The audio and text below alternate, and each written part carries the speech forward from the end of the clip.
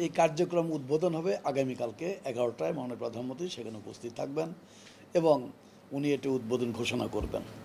দিনগত রাত কালকে 8 তারিখ দিনগত রাত থেকে আমাদের হয়তো রাত 3টার থেকে বোধহয় ফ্লাইট শুরু হবে মনে হয়। রাত্রে 3টার থেকে ফ্লাইট শুরু হবে এবং কার্যক্রমগুলো আমাদের চলতে থাকবে ইনশাআল্লাহ। ভিসা নিয়ে কোনো সমস্যা নেই ইনশাআল্লাহ।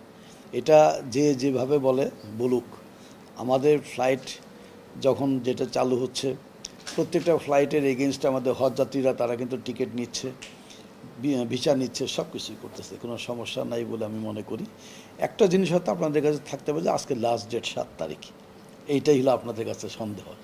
আপনারা নিশ্চিন্ত থাকেন ইনশাল্লাহ এটা কোনো সমস্যা হবে না এবং সুন্দর নির্দ্বিধায় আমরা এটা চালিয়ে নিতে পারবো, সেই সুযোগ আমাদের কাছে আছে। সৌদি সরকারের যে বক্তব্য ছিল সেটা আজকে ডেট।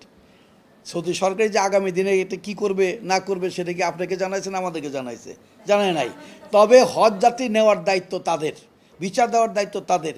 তারা যদি হজ যাত্রী যদি না নিতে পারে, ব্যর্থতা তাদের।